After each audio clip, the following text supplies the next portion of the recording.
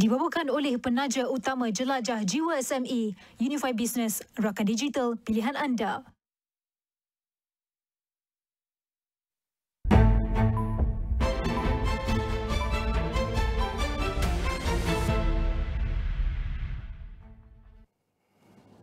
Assalamualaikum, salam hormat. Anda menyaksikan Niaga AWANI bersama saya Harits Asyraf dan sudah tentu untuk waktu ini banyak fokus dan juga tumpuan untuk saya bawakan kepada anda, termasuklah rangkuman sepanjang minggu ini apa yang menariknya dan termasuk di Dewan Rakyat. Tak kala kita melihat bahawa antara perubahan ataupun apa yang kita saksikan di Dewan Rakyat adalah perbahasan berkenaan dengan RMK. Tapi sebelum itu, antara laporan pertama saya bawakan waktu ini, Menteri Pelaburan, Perdagangan dan Industri Tengku Datuk Seri Zafrul Abdul Aziz menafikan dakwaan yang dibuat bekas Perdana Menteri Tun Dr. Mahathir Mohamad. Ia berhubung perjanjian perdagangan Malaysia dengan Amerika Syarikat sambil menyifatkan kenyataan tersebut sebagai tidak tepat dan mengelirukan.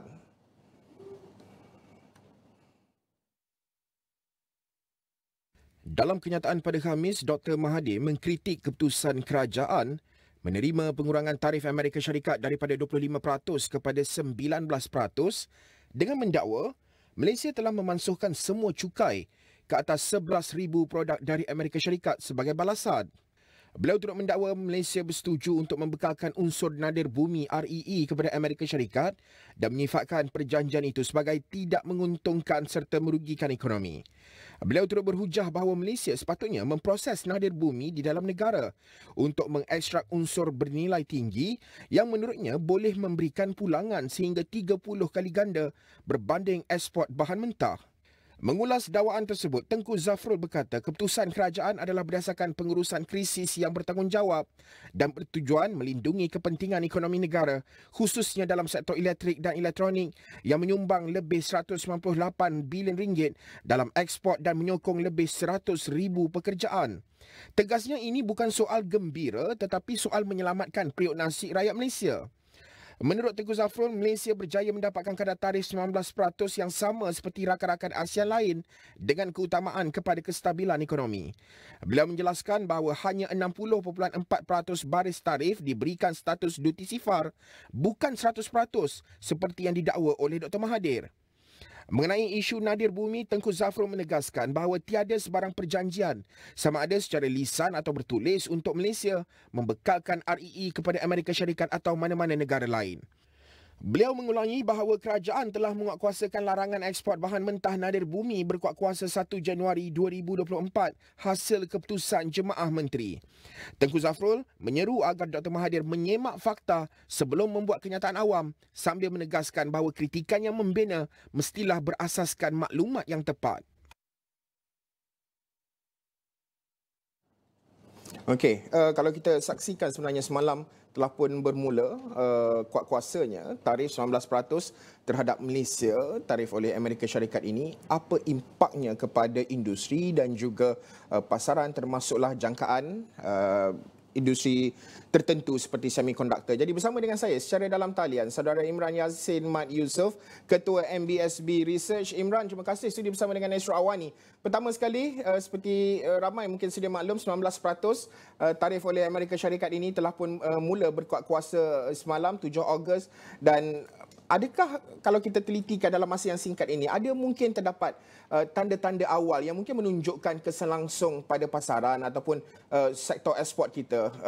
Industri sebenarnya baru nak bangkit, adakah ini ganggu sebenarnya dari segi momentum yang kita tunggu sekian lama ini?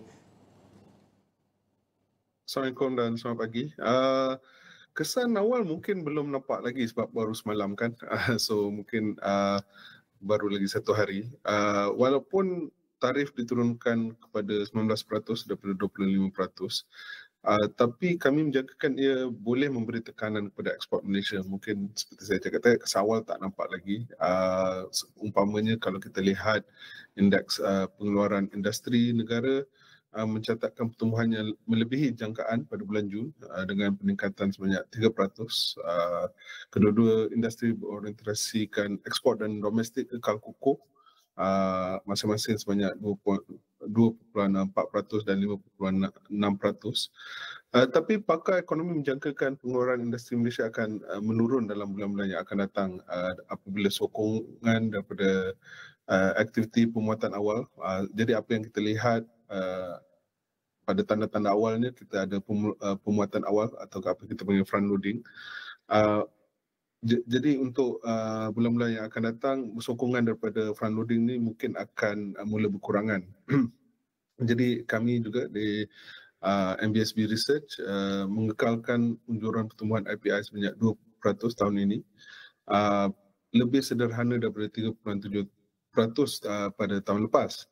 Dan kami kekal berhati-hati bahawa permintaan luas akan lemah dan boleh menjejaskan aktiviti pengeluaran pada bulan Julai dan bulan-bulan yang akan datang. Tapi mungkin daripada segi itu, pertumbuhan pembelanjaan domestik akan berterusan dan mungkin ini akan mendorong atau kita moderate impact lah.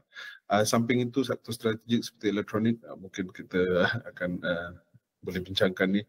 Lepas ini, getah, tekstil dan makanan mungkin lebih kompetitif di pasaran Amerika Syarikat. Kita lihat 9% semua negara di dunia ada kena tarif. Jadi mungkin daripada segi competitiveness mungkin tidak begitu ketara lah. Jadi daripada sini mungkin kita boleh manfaat daripada situ lah. Ya, Imran, seperti Imran nyatakan, okey, kita nak tengok satu sektor ke satu sektor. Saya nak bawa perbincangan kita melihat kepada sebagai contoh industri pharmaceutical.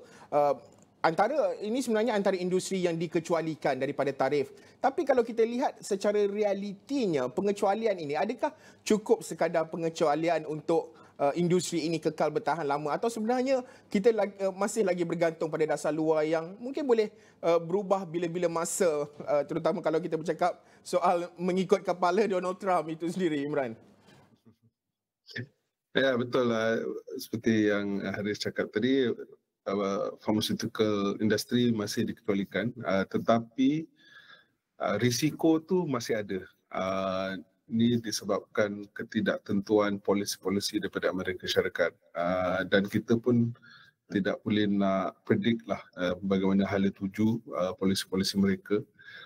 Kita lihat bagaimana umpamanya industri semikonduktor telah diugut dengan 100% tarif jika syarikat-syarikat semikonduktor tidak berlabur di Amerika Syarikat. Jadi walaupun balik pada industri pharmaceutical, ya, dia dikecualikan, tapi kalau kita lihat Kementerian Kesihatan telah memberi amaran bahawa pengecualian ini belum tamat dan boleh berubah bila-bila masa seperti yang kita cakapkan tadi. Ini menunjukkan betapa rapuhnya kebergantungan kita kepada dasar luar Amerika Syarikat. Jadi daripada situ itu Malaysia perlu bersedia untuk plan kontingensi dan mempukuhkan pasaran alternatif untuk produk pharmaceutical kita lah. Ya, Imran, satu lagi seperti Imran sebutkan tadi, antara salah satu adalah semikonduktor yang sekarang ni dikecualikan, tapi Trump dah ugut lah nak kenakan tarif 100% kalau tidak membuat pelaburan di Amerika Syarikat itu. Jadi soalnya, adakah pelabur akan kekal di Malaysia atau kita bakal hilang lagi satu industri strategik ini? Ancaman tarif 100% oleh Trump ni adalah satu yang membimbangkan lah. Walaupun kini dikecuali ugutan lah, tapi ini memberi isyarat bahawa kemungkinan akan dikenakan, dan ini daripada segi strategi oleh syarikat semikonduktor mungkin akan ada elemen ketidaktentuan di situlah. So, jadi ia boleh menyebabkan pelabur mempertimbangkan untuk berpindah terutamanya jika kos pengeluaran di Malaysia menjadi kurang kompetitif. Tapi kita juga perlu lihat dari sudut lain. Terdapat kemungkinan fasilitis di Malaysia ini akan digunakan untuk pasaran ekspor lain. Jadi bukan hanya US yang memerlukan semikonduktor, pasaran-pasaran lain juga masih memerlukan. Jadi apa yang kita lihat, mungkin terdapat two-tier type of facilities lah. So mungkin mereka akan membuka fasiliti di Amerika Syarikat tetapi masih mengekalkan fasiliti di Malaysia untuk pasaran yang lain. Di samping itu, ia mengambil masa untuk syarikat Semiconductor untuk membuat pelaburan di Amerika Syarikat dari segi pembinaan fasiliti mereka. Kami difahamkan ia mengambil masa antara 18 hingga 24 bulan untuk membina satu fasiliti pembuatan. Ini juga selepas lokasi telah dikenal pasti, jadi ia akan mengambil masa yang agak lama lah daripada situ. Apa yang kita lihat, banyak syarikat-syarikat cuma memberikan komitmen untuk berlabur. Mungkin ini akan mengurangkan sikit risiko dikenakan 100% tarif lah.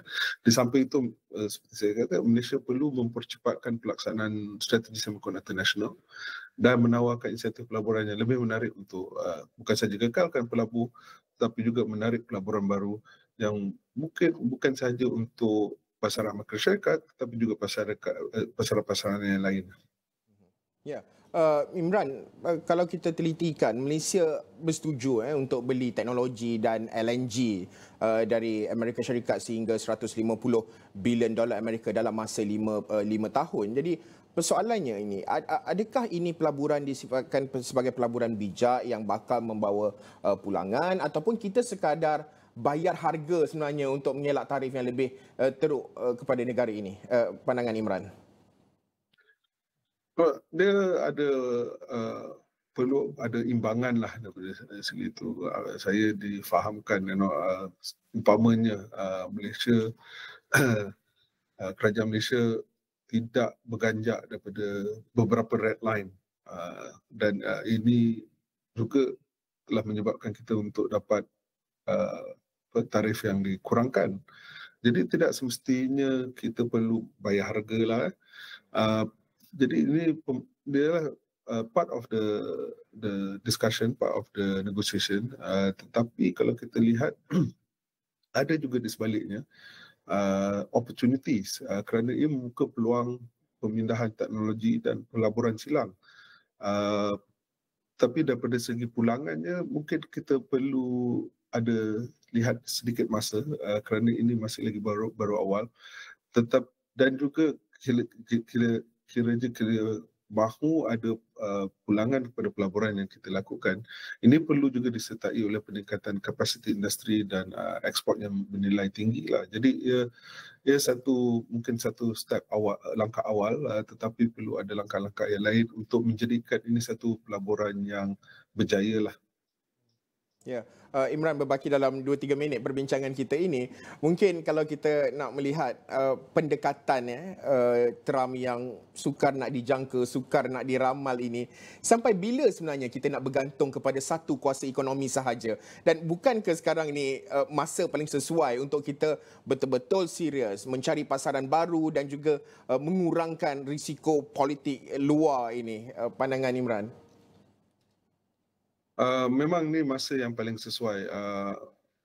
Amerika Syarikat menyumbang lebih 13% daripada ekspor Malaysia, dan ini menunjukkan risiko yang tinggi daripada ketidaktentuan dasar Trump lah. Jadi kalau kita lihat, kita ada beberapa perjanjian seperti RCEP, CPTPP, dan pasaran rakan dagang kita yang paling tinggi adalah China. Di samping itu, pasaran alternatif seperti China, India, UAE dan ASEAN juga perlu dimanfaat dengan secara lebih agresif lagi lah. Jadi di sini kita berpendapat bahawa disebabkan oleh semua negara dikenakan tarif oleh Trump, mungkin mereka juga akan mencari pasaran alternatif, dan ini akan mengukuhkan kesefahaman di antara negara-negara lain untuk membuka pasaran mereka, termasuk Malaysia lah.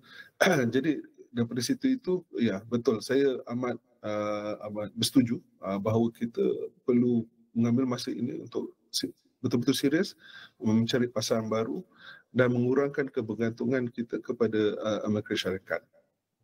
Ya.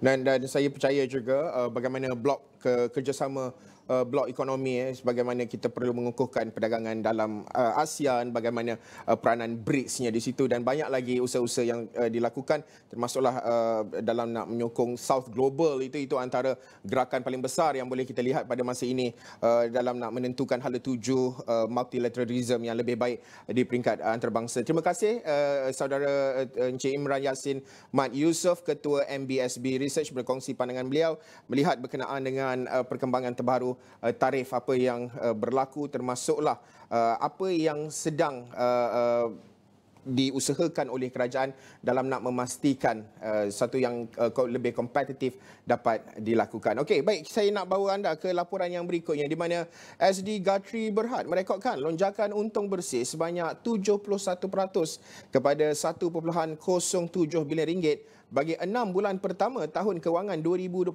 meningkat daripada 626 juta ringgit pada tempoh sama tahun lalu. Menurut pengarah urusan kumpulan Datuk Muhammad Helmi Osman Basha, prestasi kukuh ini dipacu segmen huluan yang melonjak lebih 2 kali ganda disokong harga minyak sawit mentah CPO dan isi rong sawit PK lebih tinggi. Jelasnya harga CPO naik 3% kepada RM4,146 satu tan, manakala PK melonjak 50% kepada RM3,247 satu tan. Pengeluaran tandan buah segar juga meningkat 4%, menyumbang kepada keuntungan suku kedua sebanyak RM505 juta berbanding RM415 juta pada tempoh sama tahun lalu. Good support for our prices because we are now back at the discount compared with the major vegetable oil, which is soya, rapeseed and sunflower. So that means there's actually a headroom for CPO to go even further to close that gap in the discount. And the rest are all the factors. You can see the supply factors and demand factors. So far, we can see the production both for Malaysia and Indonesia.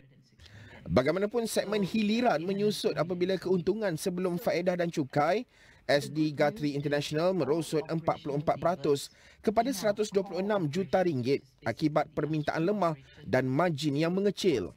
Namun begitu, operasi di Oceania mencatatkan peningkatan hasil jualan dan margin lebih baik. The strategy to grow our downstream footprint is not going to slow down. Yeah, so we take it. There's a market condition out there. But as far as the strategy is concerned, we believe growing our downstream operations, our footprint is the right way to balance between upstream and downstream. SD Guthrie juga kini mempergiat 2 tonggak perniagaan lain iaitu pembangunan perindustrian dan tenaga diperbaharui dengan sasaran sumbangan RM800 juta menjelang 2030, hampir 30% daripada pendapatan keseluruhan kumpulan.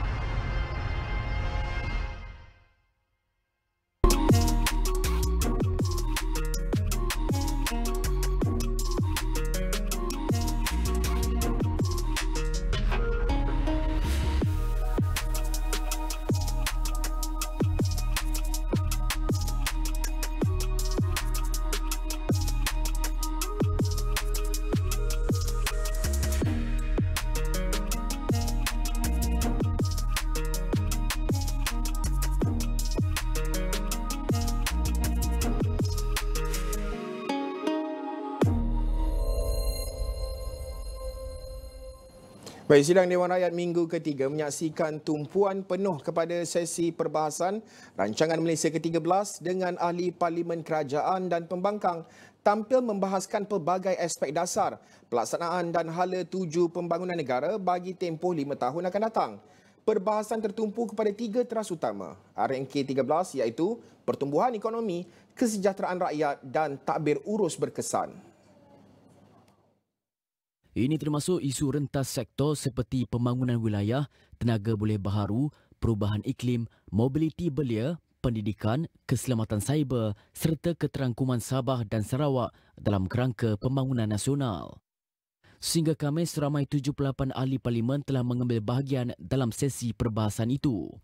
Pada 31 Julai, Perdana Menteri Datuk Seri Anwar Ibrahim membentangkan RMK 13 bertemakan melakar semula pembangunan dengan pelaburan sebanyak 611 bilion ringgit perlu disediakan kerajaan untuk memacu pembangunan negara bagi tempoh 2026 hingga 2030.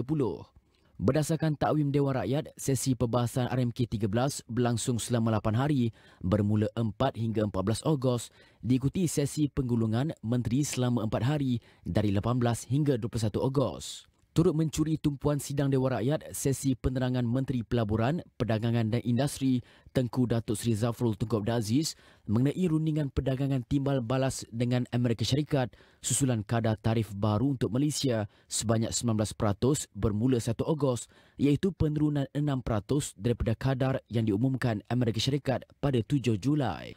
Beberapa isu lain turut mendapat perhatian Dewan Rakyat, antaranya kes rasuah dan counter setting melibatkan penguatkuasa di lapangan terbang antarabangsa Kuala Lumpur KLIA, penyasaran semula subsidi petrol RON 95, pertikaian sempadan maritim Malaysia Indonesia di kawasan perairan Laut Sulawesi, kadar guna tenaga buruh dan pelaksanaan sistem kutipan tol aliran pantas pelbagai lorong MLFF.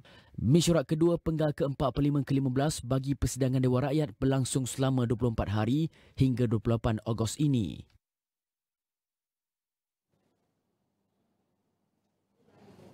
Okey, baik. Salah satu sektor ataupun tumpuan di dalam RMK ke-13 adalah melihat kepada belia. Bagaimana usaha dalam nak mengukuhkan peranan belia dan juga nak memastikan belia pada masa kini dapat merajui negara pada masa hadapan. Profesor Madya, Dr. Muhammad Mursyid Arsyad, pensyarah pembangunan belia FPP dan pengarah pusat kokurikulum UPM bersama dengan saya secara dalam talian. Assalamualaikum, salam hormat Doktor, terima kasih sudi bersama dengan Astro AWANI. Kalau kita perincikan RMK 13 ini, kalau kita lihat ianya nak lahirkan belia yang berdaya saing. Tapi persoalannya, sejauh mana hala tuju ini betul-betul selari dengan apa yang belia hari ini nak, dan juga rasa penting macam kalau kita lihat soal isu keadilan sosial, kebebasan untuk membuat pilihan, work-life balance. Ini antara perkara yang hangat diperkatakan terutama kalau kita perinci di media sosial. Dr. Mursyid.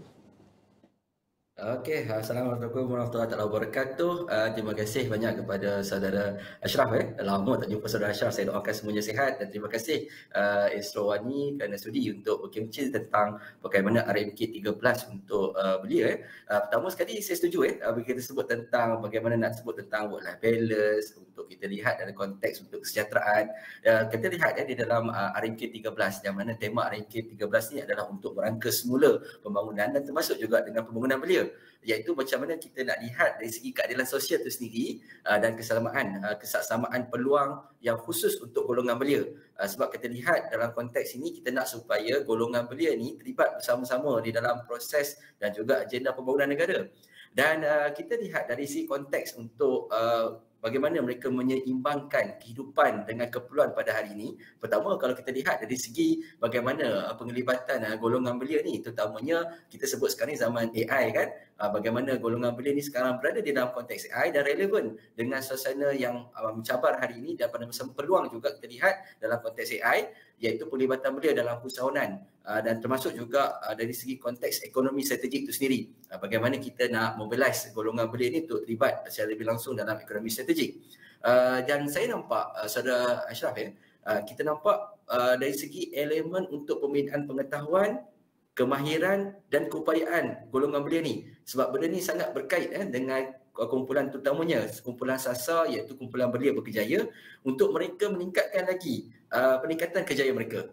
Pada masa sama juga kita lihat dalam konteks belia bersekolah, belia pengajian tinggi, yang kita nak supaya mereka ni mendapat nikmat dan limpahan daripada perancangan negara untuk terutamanya meningkatkan lagi mereka dalam konteks kesukarawanan dan juga jaringan sosial, saudara Asyraf.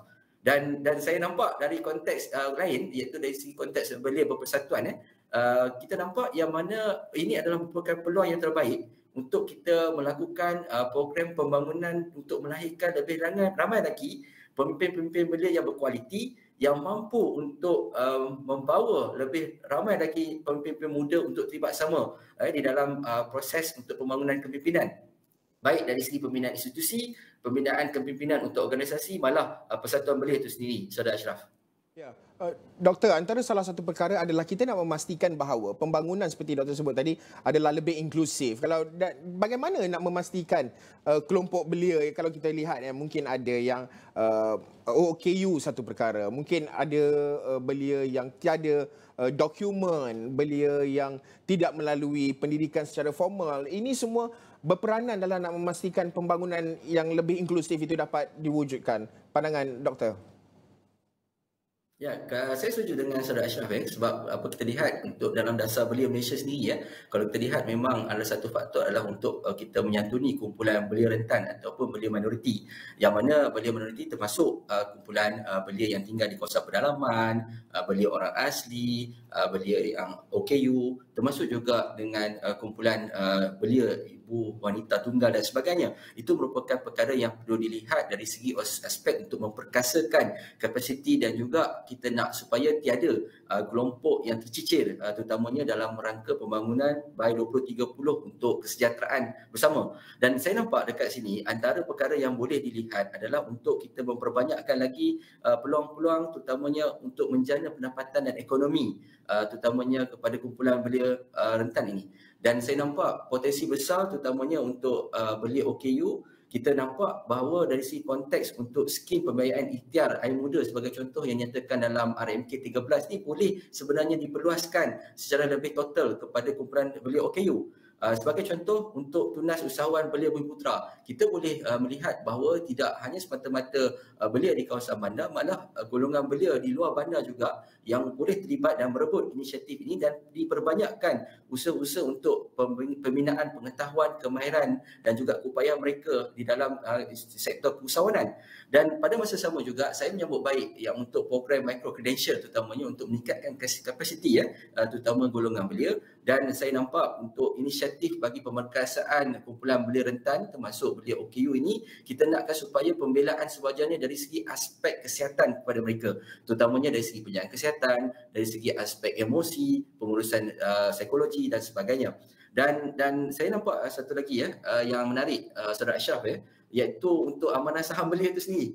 Saya nampak inisiatif untuk mewujudkan amanah saham untuk belia itu sebenarnya adalah satu perkara yang boleh memberikan manfaat jangka panjang kepada golongan belia, terutamanya untuk memperkasakan ekonomi selain daripada pendedahan latihan yang lebih berterusan, lebih komprehensif, terutamanya untuk mewujudkan lebih banyak peluang-peluang golongan belia terlibat di dalam latihan dan kemahiran berkaitan dengan digital, terutamanya berkaitan AI. Kita nak kalau boleh untuk sepanjang tempoh RMK 13 ni transformasi digital secara total kepada golongan muda, Saudara Asyraf. Kita nak supaya lebih banyak lagi latihan-latihan yang berkaitan dengan pemerkasaan AI kepada anak muda, artificial intelligence ataupun kecerdasan buatan ini diperbanyakkan.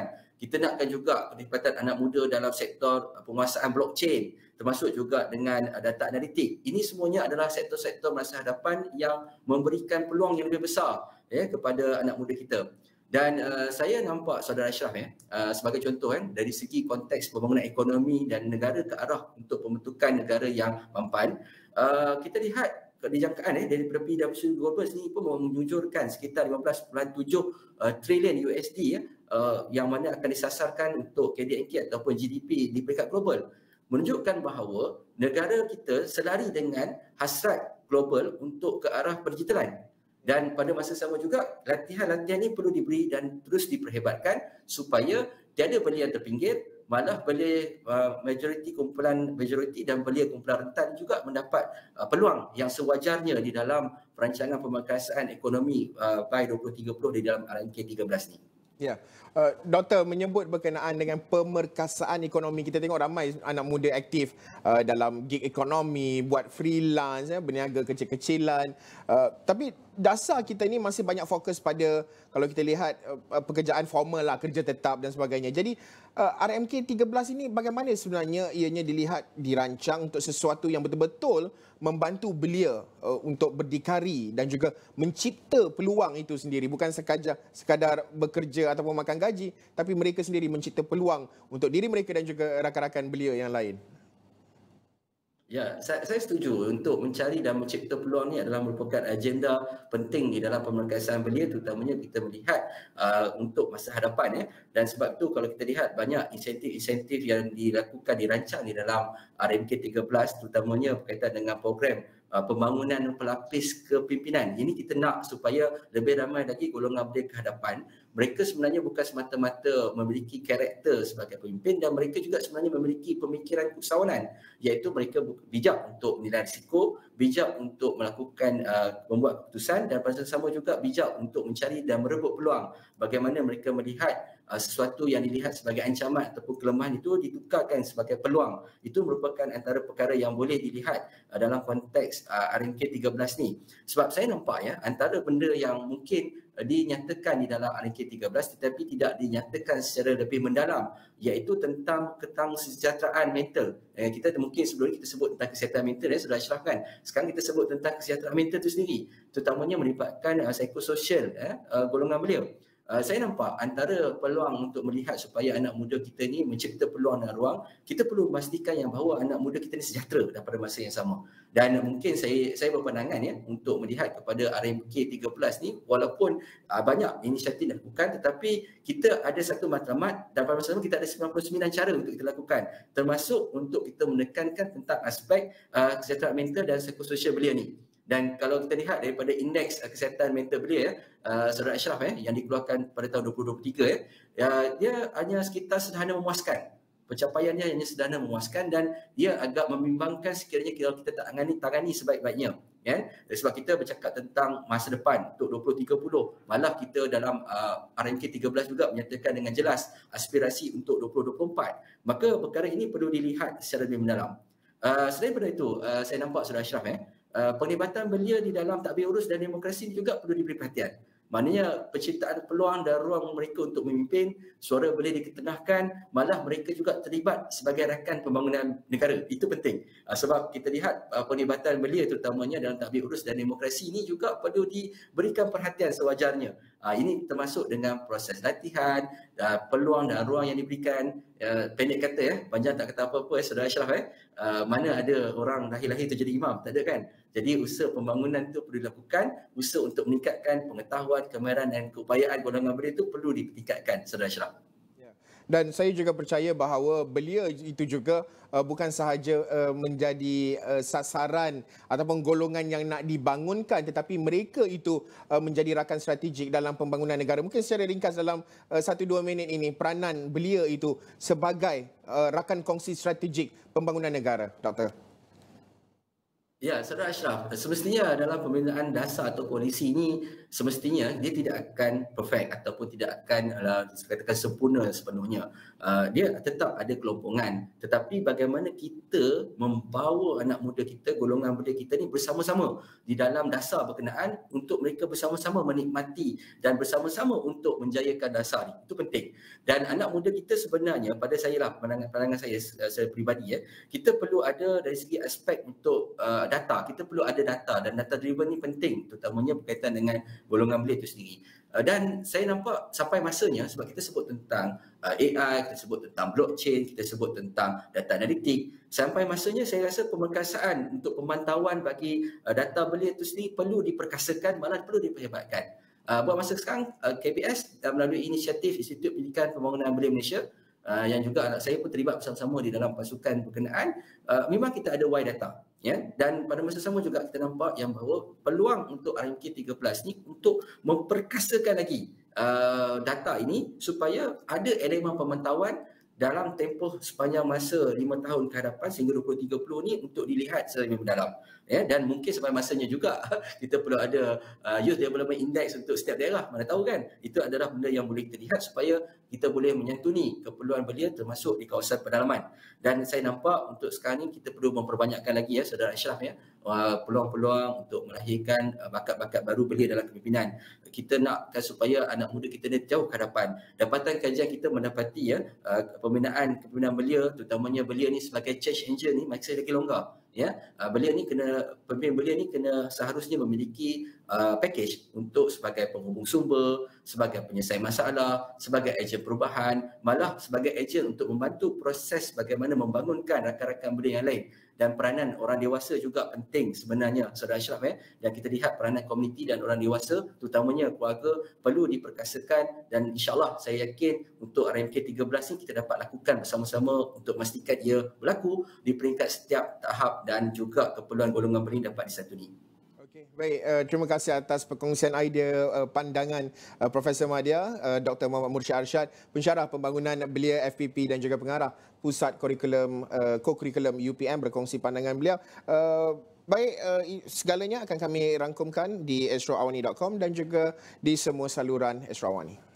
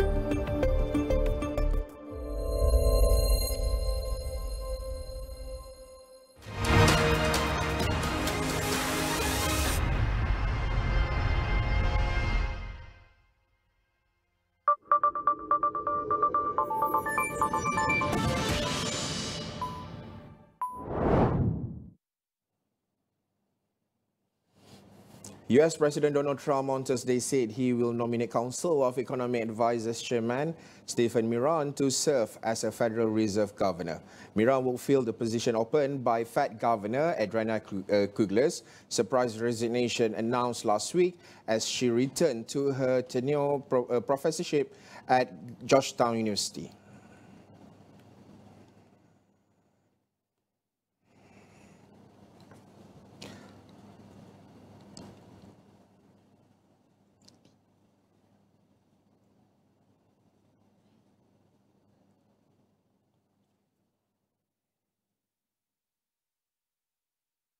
US President Donald Trump on Thursday demanded the immediate resignation of Intel's new CEO Lip-Bu Tan, calling him highly conflicted due to his ties to Chinese firms and raising doubts about the future of the American chip icon. A change in leadership could pile pressure on the company as it pushes through a major strategic reset started by Tan that aims to slash costs by shrinking its workforce and halting construction on some of its planned manufacturing plants. Trump's comments came a day after Reuters reported US Republican Senator Tom Cotton had sent a letter to Intel's board chair with questions about Tan's ties to Chinese firms and a recent criminal case involving his former firm Cadence Design. Reuters reported in April that Tan himself, or through venture funds he has founded or operates, invested in hundreds of Chinese companies, some of which are linked to the Chinese military. There is no other solution to this problem, Trump said in a post on his Truth Social platform, knocking shares of Intel down around 4% in US pre-market trading. The US Environmental Protection Agency will end a $7 billion Biden-era grant program that sought to expand solar energy to low-income communities, Administrator Lee Zeldin said in a post on X on Thursday. He added that the One Big Beautiful Bill Act, signed into law by US President Donald Trump last month, eliminated the program's source of funding. Cancellation of the Solar for All program had been widely expected. Since taking office in January, Trump has rolled back federal support for solar and wind energy, calling the renewable resources expensive and unreliable. The grants were awarded in 2024 during the administration of former President Joe Biden to 60 non-profit groups, tribes and states. At the time, the EPA said the program would serve nearly 1 million households across most US states, lowering electricity costs and reducing emissions. Michelle Moore, CEO of the non-profit Groundswell, said the organization's $156 million grant would help cut electricity costs for more than 17,000 households in 8 southern states by setting up solar projects that serve rural communities. She was hopeful that the program might be saved.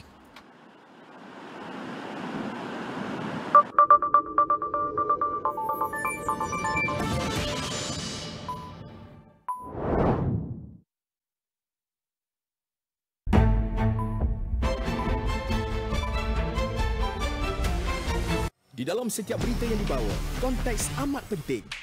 Cara kita mendapat berita kian berubah.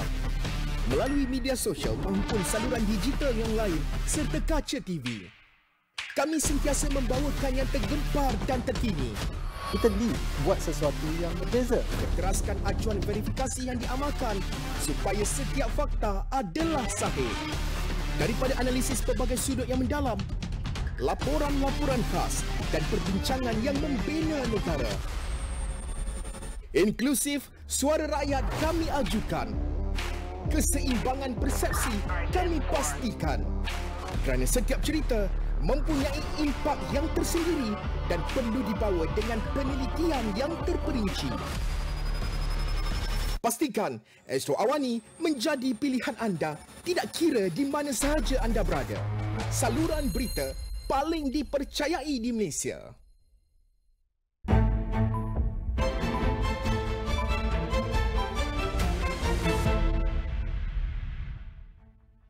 Thank you for tuning in to Niaga AWANI. Right now, we want to explore on the evolving Malaysia's landscape of construction in Malaysia that's right now very dynamic, where construction growth among private sector investors in Malaysia is gaining momentum, largely driven by the surging demand for data centers. And this trend reflects a broader shift in infrastructure priorities as digital transformation accelerates across industries.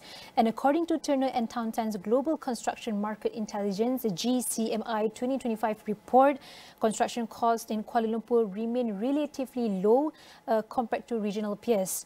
And however, the recent expansion of the sales and service tax SST to 6% for all construction work services, particularly for infrastructure, commercial and industrial projects exceeding 1.5 million ringgit annually adds a new layer of complexity to cost management. So this policy shift raises concerns about potential cash flow constraints, and this disrupts contract as well. And when it comes to project delays, it involves that as well, which could ultimately slow down the market momentum. So to unpack these challenges and also explore the road ahead, I'm joined by Leo, the Country Director of Turner & Townsend Malaysia. Good morning, Leo. Morning, thanks for having me. Thank you for joining me in the studio this morning. Perhaps we could start before we expand further on this issue. How do you foresee the expanded SST is actually influencing both the broader Malaysian real estate and also the construction market in Malaysia? And what are the immediate and also long-term impacts when it comes to cost shifts for both developers, contractors and also buyers? Yes, right. So it is clear that the expanded SST is adding a new layer of cost and also the complexity to both the construction and the real estate markets. Immediately, it increases the cost of development, especially for industrial, commercial, and also the mixed-use developments.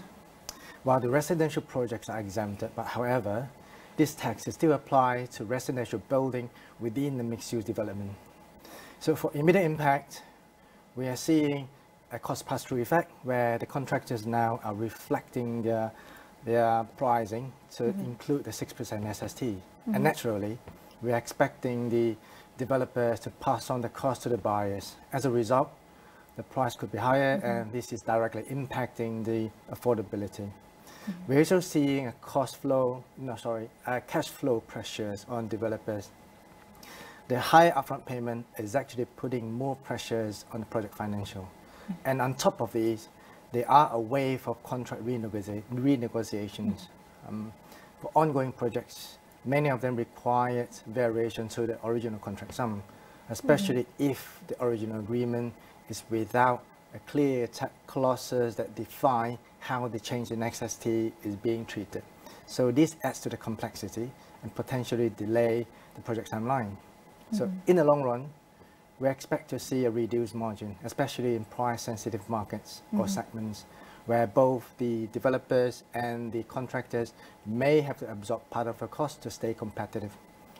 Otherwise, not alternatively, otherwise, this could lead to a shift in the buyer behavior, as the higher cost could defer or even deter the purchases. Also, we anticipate a change in behavior in how the contractor is approaching the tendering. Many of them are likely to price in more conservatively or adding a contingency sum to cater the uncertainties related to SST.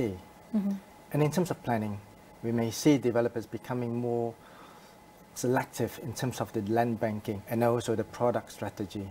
In particular, mixed-use development might be phased or even designed differently to mitigate the tax impact. So overall, the expanded SST is now reshaping how the project is being priced, how the project is being financed, and also how the projects are delivered across the industry. All right, so the price hikes after the SST expansion to 6% is very worrying, not to just us consumers or buyers, but it's to developers and contractors as well. So for ongoing construction projects, how are developers and also contractors actually adjust their financial planning and also procurement strategies to account for the expanded SST? Yes, indeed, ongoing projects are in a very challenging situation now. Most of the projects, if not all, were planned and budgeted before the SST expansion. And this additional cost has actually forced the project team to rethink the whole strategy. Now we are seeing developers and contractors reassessing the procurement model. In many cases, they're splitting the work packages in a more strategic way to maximize the B2B exemptions. And this helps to avoid double taxations and contain the rising costs. At the same time, they're revising the financial model or financial planning to incorporate the additional costs for SST, because this is no longer something that can be treated as an incidental cost, but it has to be built into the core financial model of the project. And also, there is a much stronger focus or emphasis on value engineering. So the teams now are going back to the drawing board, trying to optimize the design and specifications. This often involves designs, simplifications, substitutions, and even rethink the whole construction method. And finally, we are also seeing a growing reliance on the quantity surveyors and also the commercial advisors. Their role are becoming even more critical now to help the team to understand what is the tax implication and work with the team to find ways to mitigate the financial impact. So indeed, a holistic approach needs to be done as well to actually mitigate all these challenges, and also when it comes to the financial planning as a whole. But one of these strategies to actually mitigate the cascading tax effects is businesses now explore B2B exemptions. This is to actually provide construction work to actually, to mitigate these challenges. So what challenges do you foresee in implementing this, managing these exemptions across multiple tiers of subcontractors as a whole? Yes, well, and there's no doubt that the B2B exemption is a very good mechanism. It is designed to avoid double taxations, but however, to put this in practice is actually quite tricky, especially for construction sector, where we often have a long and complex chain of subcontracting. One of the biggest hurdles is actually to maintaining a consistent and clear documentations. For larger projects, there are multiple layers of subcontracting. So to maintain a clear documentation trail is challenging. Everyone needs to be aligned, which is quite difficult. Another issue is the awareness and inconsistent understandings. Smaller subcontractor in particular, they might not be familiar with how the B2B exemption works, for example, or they might be slow to comply with the documentation required. And this could lead to a gap in the compliance, and which is leading to another concern, the audit risk. Without a clear documentation trail, businesses could face issues during the tax audits, which is leading to a penalty. And above all this, here comes the administrative burden. Managing all these documentations and verification process takes a lot of time and effort. So basically, it could delay the whole procurement and adding more pressures to the already tight timeline. So in short, B2B exemption helps, but it requires a strong coordination. It requires clear communication, and it definitely requires a strong documentation practice to make it work smoothly. But given this new tax landscape complexities, what are the actually practical strategies can contractors and also developers employ to effectively navigate this new expanded SST for both ongoing and also the future projects? Yeah, that's a really important question. So we are definitely in a very complex environment now, but there are a few practical steps that could help, in my opinion. First, by setting up an SST task force or internal tax team, or engaging an external engaging an external tax advisor, especially for larger projects. Either way, having a dedicated support for the tax matters can actually help the team to make sure that the tax planning is integrated from day one, but not an afterthought. Also, having this dedicated support or tax team actually helps to monitor the tax compliance. It helps to coordinate the SST documentation, and it also helps to stay ahead of any changes. Second, to incorporate a clear clauses about the SST as to how the tax is treated, who is responsible, and also how the indemnity are handled. This avoids confusion and disputes later on. Also, the communication and training are key. The project team, especially the procurement team and the finance team, need to be upskilled. They need to understand how the SST works. The subcontractor need to understand how the B2B exemption works. So everyone in the supply chain needs to be aligned. And last but not the least, tax planning. Contractors and developers, they can look into their supply chain more strategically, sourcing from the SST exempted suppliers, or restructure the procurement model to legally minimize the tax exposure. So overall, it's all about being proactive. That means upfront planning, tightening up the processes, improve communication, and equally important, make sure that the right expertise is in place. But are there any further support or perhaps clarification that would be beneficial for the industry to ensure a smooth transition towards this expanded SST when it comes to the implementation? Yes, I mean, there are a few steps that I think will be helpful for the industry to navigate this more smoothly. First, we need a clear and timely guidance. At this point of time, at this moment, there's still a lot of uncertainties and misunderstanding about the SST, such as how the SST apply. I've seen some visuals explaining how the SST applies for contract signed before the expansion, also how the SST applies to works before and after the SST expansion, which is very helpful. We need more of these. Second, having a dedicated helpline or online support tools for the construction sector would be a big help. A lot of businesses, especially the small ones, are still trying to figure out how it works and how to comply. So by having a central place that can offer quick answers would be a big help. Third, it would be great if the government can continue to review the grace periods and to make adjustment accordingly, especially for larger and long-running projects that is started before the SST expansion. This will allow the companies to adapt to the changes without being penalized. So that's on the perspective of developers and also contractors, all the businesses. But now let's look at the consumer or the buyer's perspective. You know, buyer preferences for housing investment has now shifted, with more priority given to convenience, accessibility, safety, and also affordability. So how should the Malaysian construction industry adapt to attract and also capitalize on these investments? Let's zoom out a bit to look at the broader industries. We definitely see a shift in where the investments is going.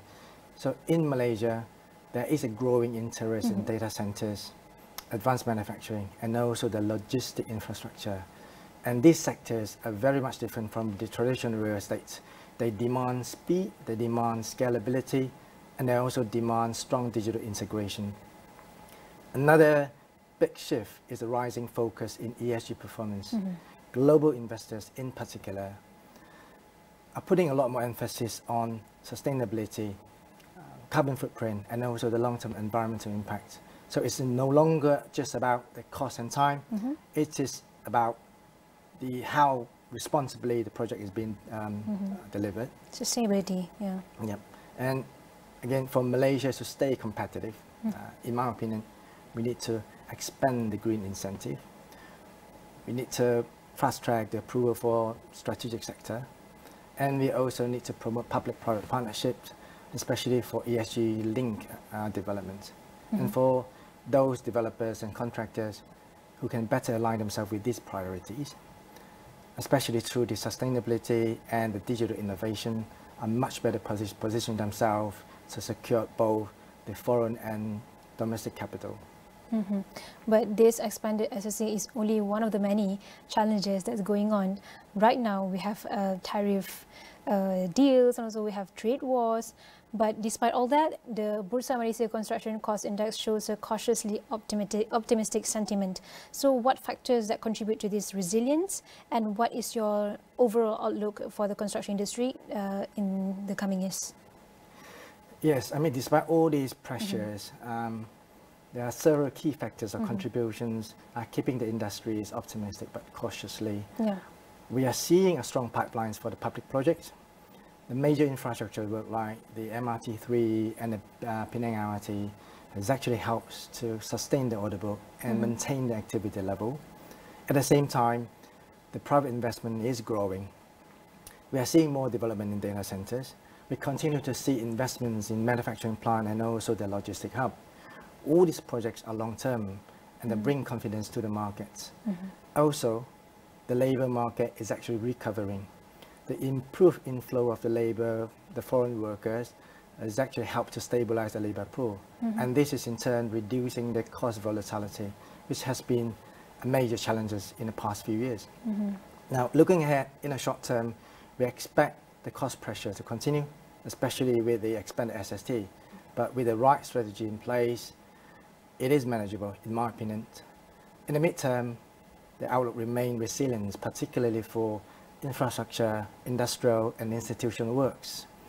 Having said that, we are keeping a close eye on the material prices, the labour policies, and also the trend of the global interest, as all these costs and all these factors is actually affecting or influencing the cost, which is we need to keep a close eye on it. Perhaps if I may add one more question, do you have anything to say or perhaps any advice to buyers out there that they have quite high interest to buy houses perhaps, or any assets? So what can you say to them?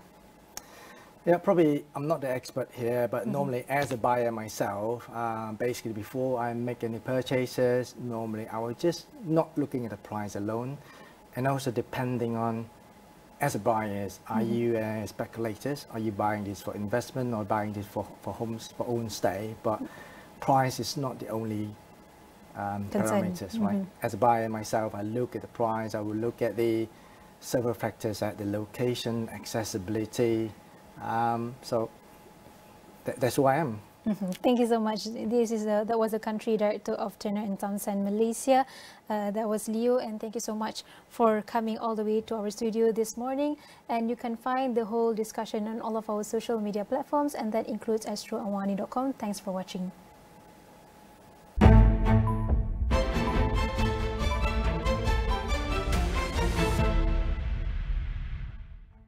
Set kita Kelantan, mari pakat pergi Mairima Tunjung Kota Baru 29 dan 30 Ogos ini sebab GWSM nak mari pelodok ni. Mari timba ilmu bisnes, kenal peluang baru dan luaskan perniagaan anda. Persebaran artis pun ada, semua bawah satu bumbung. Rugi kalau tak mari.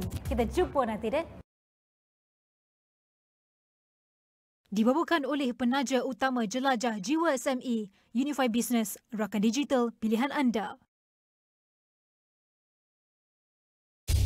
Mereka kata apabila para juara bertemu, keajaiban tercipta. Perlawanan pembuka tirai ini, mereka berentap demi trofi dan satu tujuan yang lebih besar. FA Community Shield. Liverpool menentang Crystal Palace menjanjikan kejutan luar biasa sepanjang zaman. Secara langsung di Astro Premier League dan Astro Go. When the superpowers move, the ground shifts. Power isn't just about might anymore. It's about narratives, networks, negotiation. We go beyond the noise to deliver laser-focused analysis on how power moves and what it means for the world. This is AWANI International, reporting the shifts in power affairs shaping the world.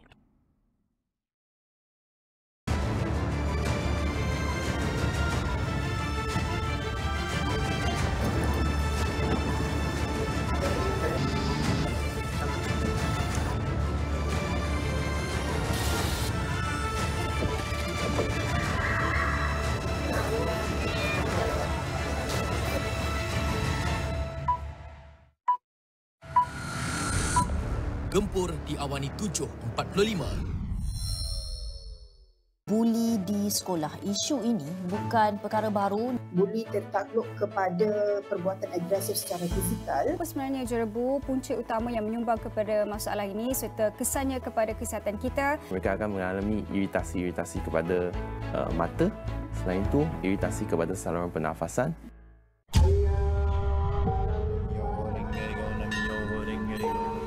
Daulat Tuanku.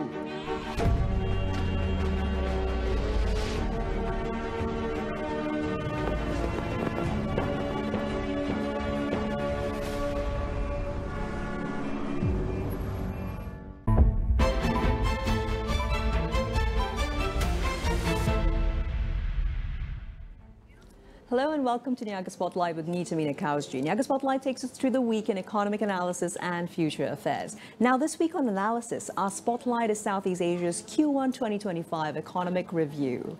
So, as the global economy enters a new era of turbulence, rising protectionism, volatile markets, and cautious capital flows, Southeast Asia finds itself at a crossroads. The region's once accelerating economies are now shifting gears from expansion to endurance.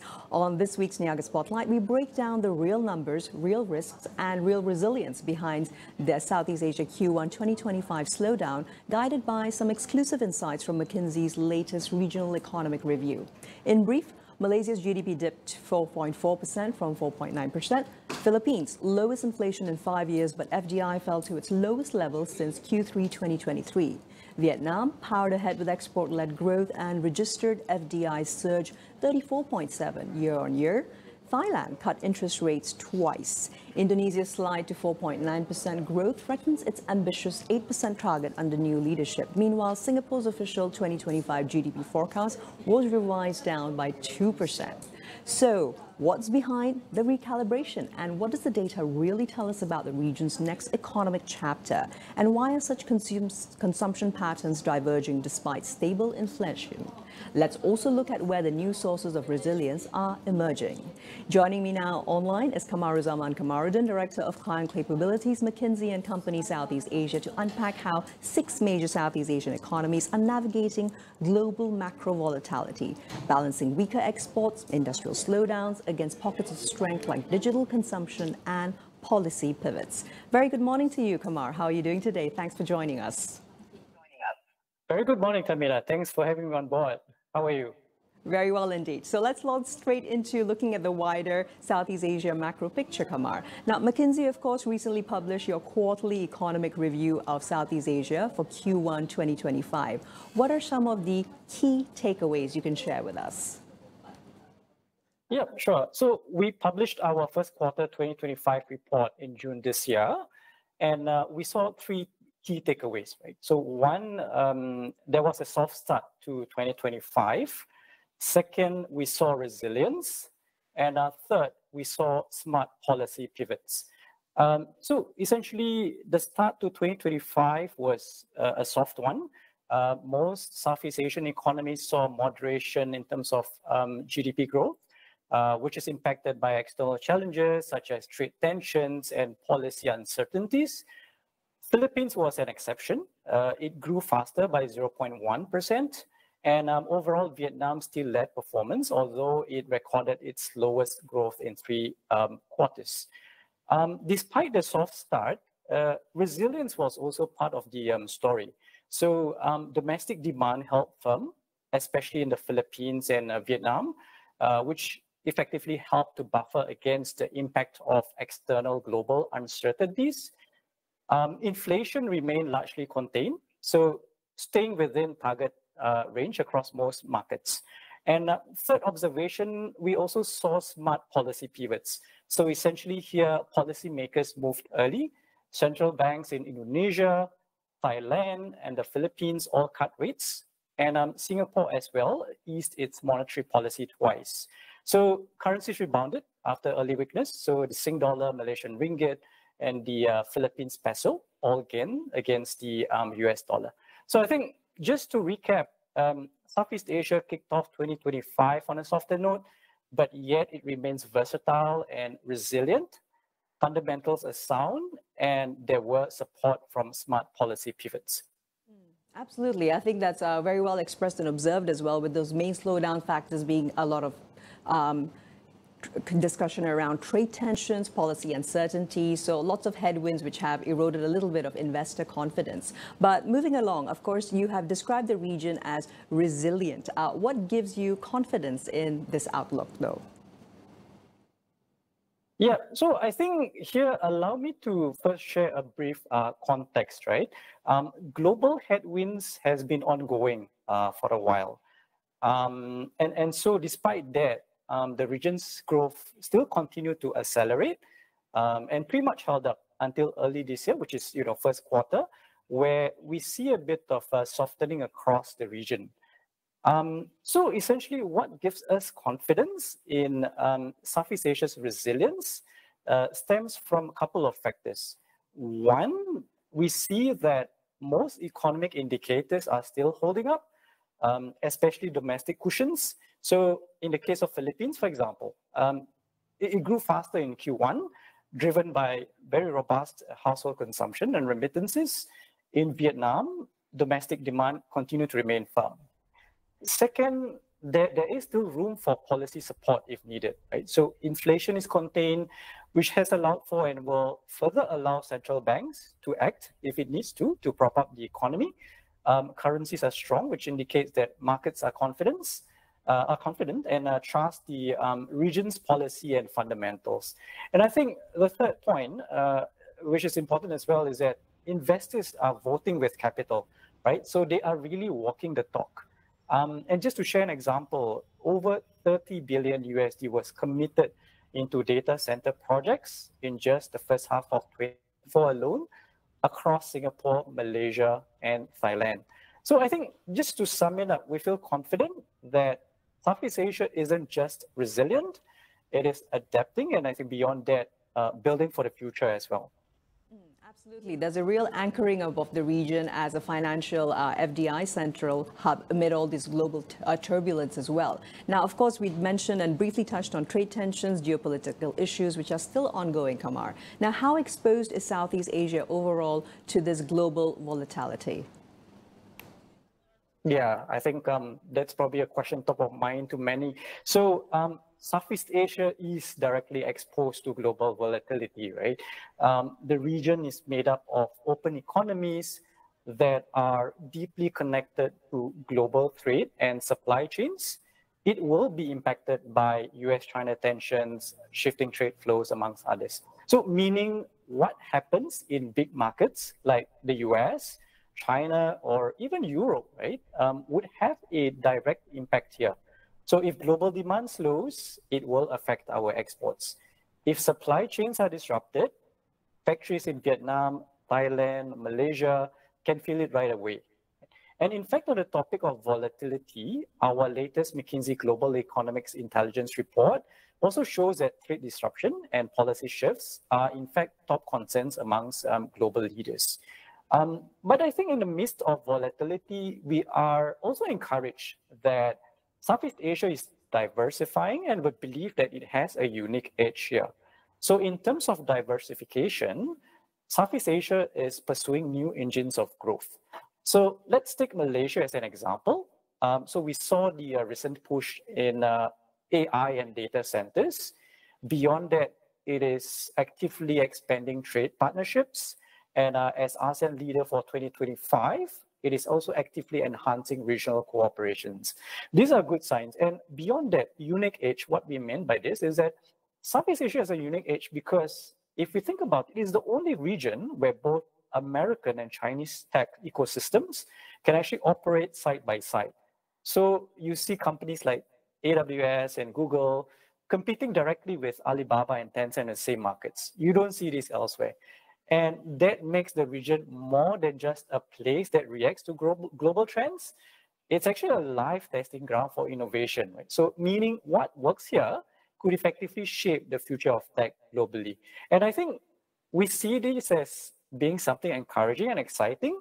So the region is not just weathering volatility, it is also becoming more important on the global stage and essential as to how the world realigns itself. Absolutely, and this deep integration into global trade networks is actually going to serve us most likely extremely well over the next decade to come. Now, moving into regional currencies, it has been noted in the Kinsey report that regional currencies have rebounded in Q1. What's behind this trend, and what does it perhaps signal? Yeah, I think it's a good question. So, I think first and foremost, FX markets are often the bellwether of the economy. So rebound in most regional currencies is effectively a positive signal for the region. In Q1, what we saw was that inflation stayed mostly within target, which reinforces macro stability in the region. And that gave room for central banks to take early actions and ease rates to stimulate economic growth, right? So, example, Singapore Central Bank eased twice.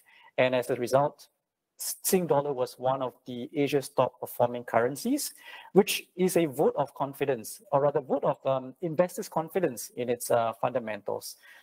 Beyond that, currencies like the Malaysian ringgit, the Philippines peso also strengthened against the US dollar. So overall, stronger currency is a positive sign. They are signaling investors' confidence in the region and that Southeast Asia is effectively seen as a safe and steady investment zone. Exactly, and I think it also speaks of stabilizing commodity prices together with modest inflation that has helped improve this outlook, especially the confidence of central banks as well. Thank you, Kamar. Now, looking across the region, though, which sectors or industries are actually showing strength despite the macro headwinds that, of course, are going to be ongoing? Yeah, so, well, I think we already see that export-oriented sectors such as manufacturing took a hit. But what we are also seeing is that domestically anchored, consumption-based and digitally enabled sectors are showing strength, and it actually helped to steady the ship. I can highlight a few sectors or industries here that are showing strength. Example, consumer and healthcare. So consumer goods remain resilient, supported by continued consumption and a growing middle class. Healthcare is also robust, with growing demand for medical services and an aging population. Finance and digital services have remained strong. So finance, insurance, e-commerce continue to grow. Tourism is another area, especially in Thailand and Vietnam, clearly benefiting from international tourism. Public infra-linked sectors holding up as government infrastructure spending remains steady.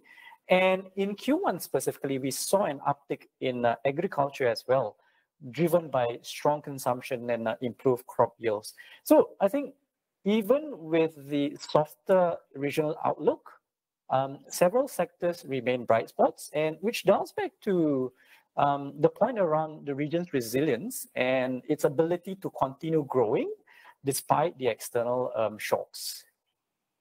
Absolutely. And also, for example, if you just zoom on in, this domestic demand and output as well. Indonesia, for example, really benefited because agricultural exports helped to offset their mining declines. In the Philippines, of course, service and consumption remaining a growth backbone. So I think it's also speaking positively towards the larger sized Southeast Asian economies as well. Thanks for the insight so far, Kamar. Let's perhaps now segue into looking a little more closely at Malaysia. Now, Malaysia's GDP, of course, moderated in Q1 2025. Would you say this is part of a broader trend or something more domestically linked? Yeah, so growth in Malaysia's Q1 GDP did moderated, and this reflects both global and local factors at play. So globally, there was a slowdown in terms of demand and obviously trade tensions. That impacted growth across export-dependent economies, particularly in sectors like electrical and electronics, commodities, for example, and that weighs down on manufacturing and also mining sectors in Malaysia. If we switch lens to locally, consumption growth moderated. So despite strong labor market conditions and policy support, such as the targeted subsidies, cash transfers, minimum wage revisions, it didn't have that much of an effect on consumption growth. But let me steer us towards an even bigger story for Malaysia, right? It's actually in investments. So investments, if you look at it, is significantly stronger than what we saw a year before. So just highlighting a few examples, Microsoft is investing $2.2 billion USD.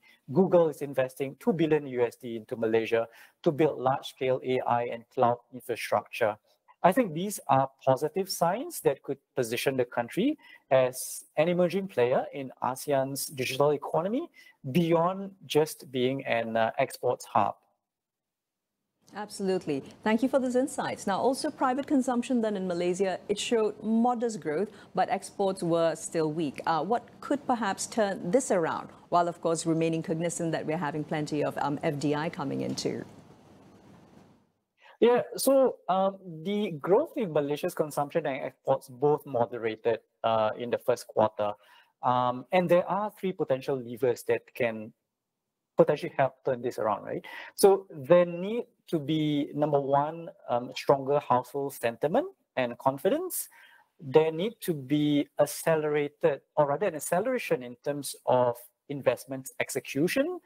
And there need to be a diversified, or rather diversification in terms of export markets. So maybe let me just explain a bit further here. So in Q1, there were policy support measures such as the civil sector pay hikes, minimum wage revisions. Perhaps we could consider fiscal support for the B40 group to, also help further sustain consumption. And beyond this, and which is also equally critical, right? We need to see real wage growth and better job matching, essentially, which are needed to boost spending further. Second point, there need to be a push to accelerate investment execution, especially in digital and infrastructure areas, which will have spillover potential in terms of boosting SMEs, in terms of creating new jobs as well. And to the last point around exports diversification, Malaysia could diversify beyond its reliance on China and the US. So for example, by building deeper regional supply chain linkages across ASEAN region, right? So that could be one example. So those are three potential levers that can potentially help boost consumption as well as exports. And of course, trade policy clarity would certainly help in the immediate to medium term. But in the meanwhile, it does bode well for Malaysia to be also expanding our lens on non-traditional markets. Thanks, Kamal. Now, with Bank Negara easing rates, what impact can we expect on consumer confidence and business investment in Malaysia for the time to come? Yeah, so Bank Negara recently adjusted rates, and the easing of rates by Bank Negara could have a potential impact, positive impact rather, right, on consumer confidence as well as business investment.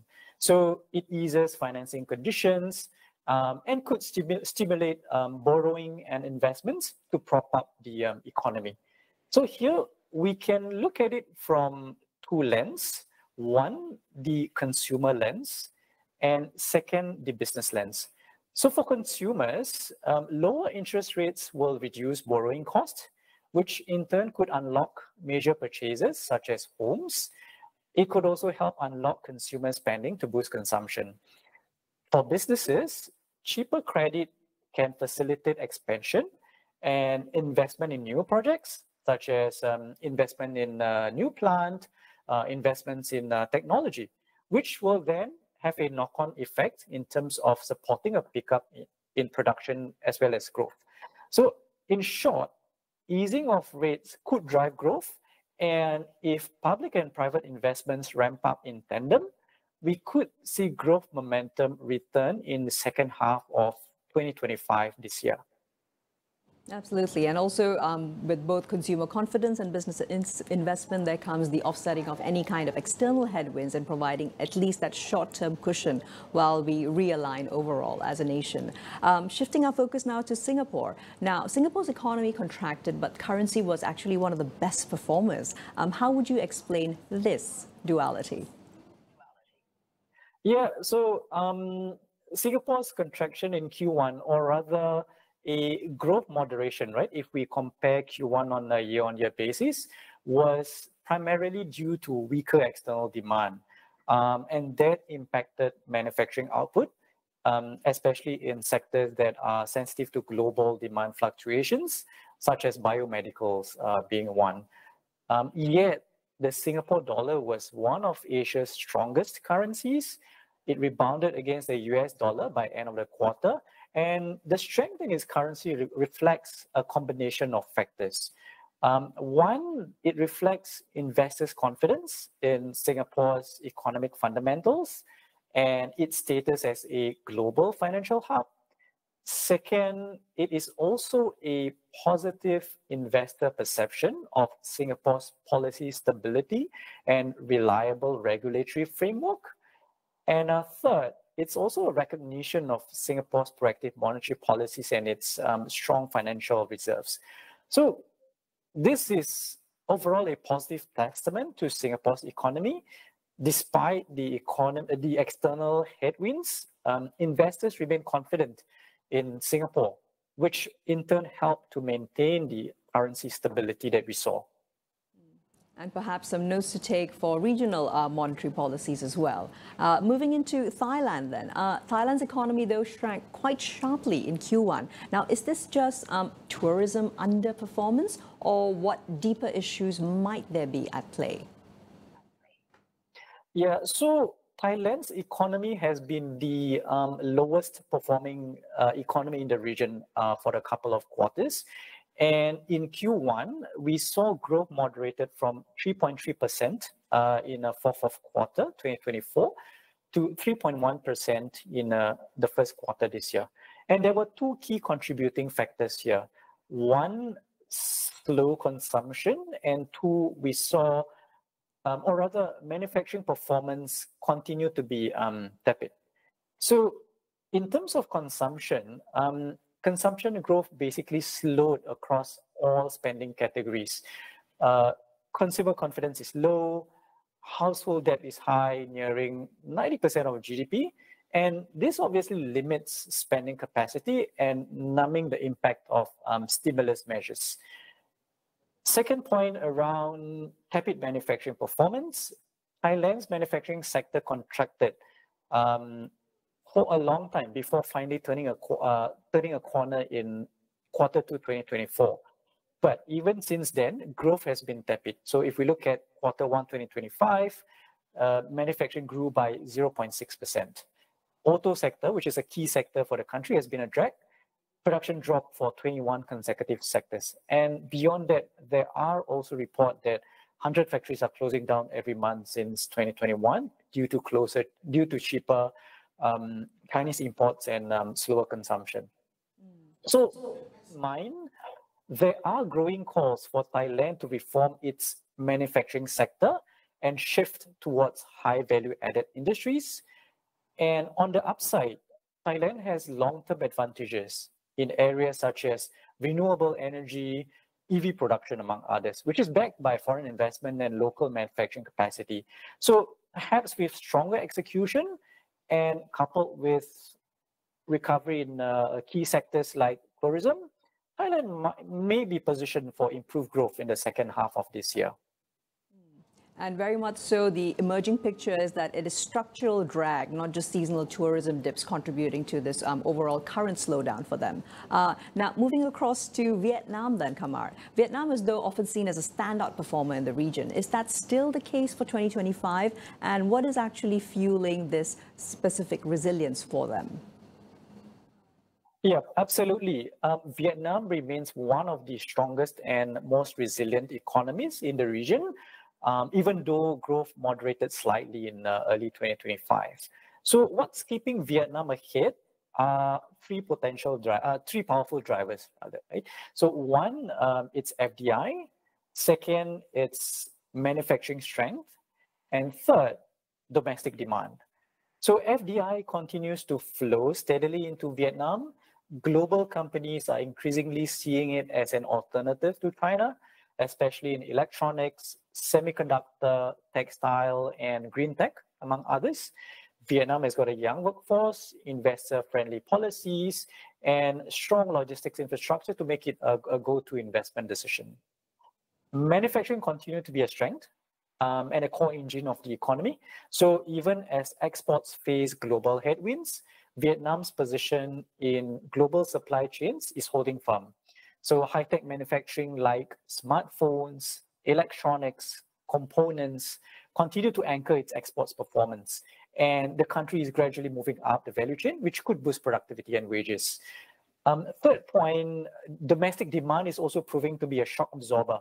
So a growing middle class, strong retail activity, and rising urbanization are helping consumer spending healthy. And Vietnam's internal market is also becoming more important to help cushion against a slower global trade, right? So yes, growth has slowed a little, but Vietnam's fundamentals are still strong and the momentum is still very much intact. Clear signs of resilience there. Moving across to now Indonesia. Indonesia shows a smaller than expected contraction though. How could this convert to its population size and resource wealth into then perhaps digital-led productivity gains to make up? Yeah, so Indonesia's Q1's growth moderated smaller than expected, but the country's economic fundamentals and scale will give it significant long-term opportunity. And to fully unlock productivity gains, we have identified 5 potentials enabling capital, right, that Indonesia must invest in. 1, physical. 2, human capital. 3, technological. 4, natural. And 5, institutional capital. And maybe let me explain the first 3 a bit further here. So in terms of physical capital, I think Indonesia has to invest into providing better infrastructure, so better roads, ports, efficient cities, and logistics to move people and goods faster.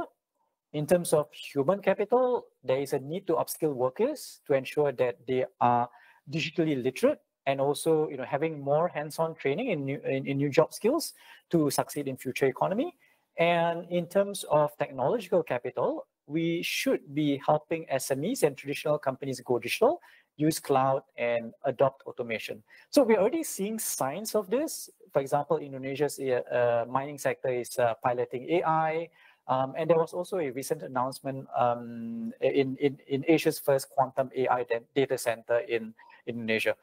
These point to bold steps in tech capital, which is great, but scaling the 5 capitals simultaneously is what that will really enable Indonesia to transition from size to productivity and from potential to performance.